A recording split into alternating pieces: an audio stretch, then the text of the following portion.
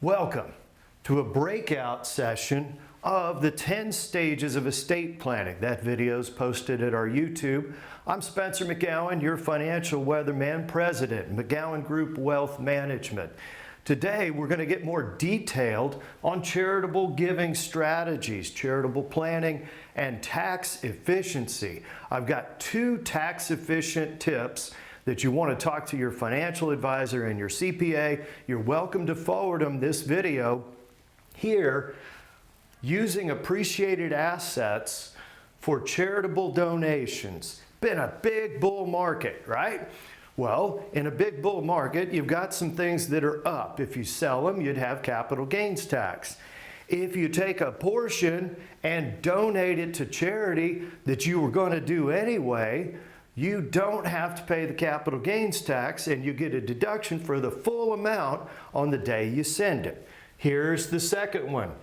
Qualified charitable distributions from an IRA. When you have a required minimum distribution after 72, you can actually send all or part of that direct to a charity and it won't bump up your tax bracket or raise your bill. So, the third one, charitable trusts and donor advised funds, we're going to touch on that at the end, but I'm going to focus on these 2. Now, here's the rules of the road. You got to do this in conjunction with your CPA and your estate planning attorney. As a wealth management team, we help coordinate that, and it allows you to make sure you're doing it the right way. Your CPA agrees because he's got to sign the return or she's got to sign the return. Here we go. All right, I'm going to pick a charity, one of the charities that I like. We have a charity in Congo that helps the school kids, and the school kids at University of Texas for the Texas Alpha Endowment Fund. They have a campaign to retire the mortgage so the undergraduates don't have to write a big old mortgage check. What a great legacy. And the Texas Alpha Endowment Fund does scholarships and, of course, the student housing. There are many aspects that I like about this charity. So, that's their current campaign.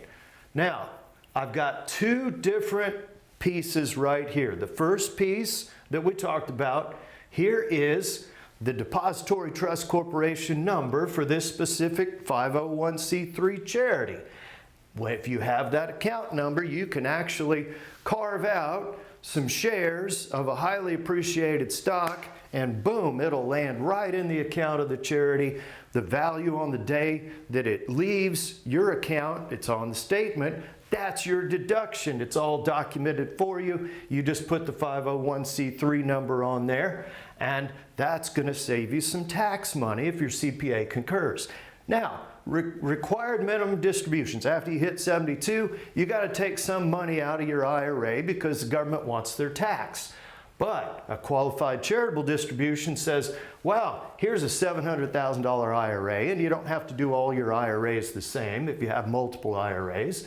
Well, this guy would have to take $25,000 out whether he needs it or not, and that forces the tax. But what if he was going to give $25,000 anyway to a charity?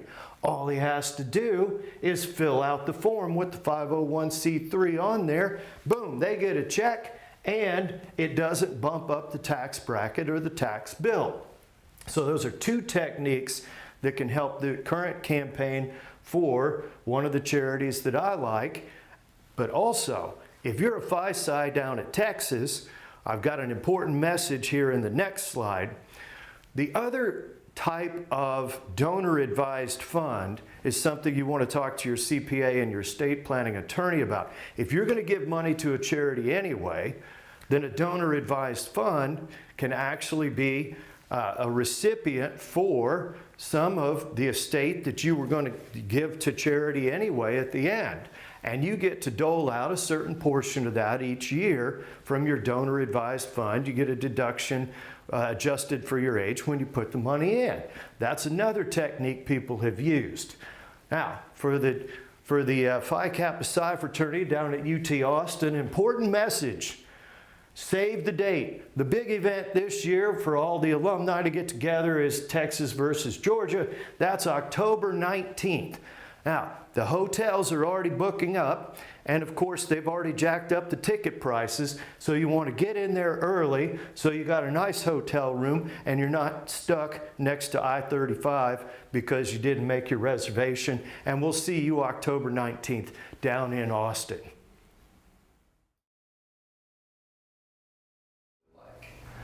Thank you for tuning in today to Net Worth Media. We also have Apple Podcast. Simply type in Net Worth Radio and boom, it'll hit your phone right then. If you also go to networthradio.com on a browser, you're going to be able to meet the team. You can see our performance track record, the model portfolios that go with today's broadcast. Also at networthradio.com, the longer play podcast is available there as well. We're grateful that you've tuned in. Remember, when we talk about a security, it doesn't make it a recommendation for your portfolio until we actually complete a written plan for you by Zoom or in office or simply a conference call. So you reach us at networthradio.com if you want to get that arranged. Market fluctuations and how to handle them. We build high cash flow portfolios, and past performance doesn't guarantee future results, so you do have to be ready for challenging markets. We can build more cash flow during challenging markets than we can when everybody's happy and everything's up, which is when we tend to raise tactical safety. Those allocation strategies are here at networthradio.com. Thank you for tuning in.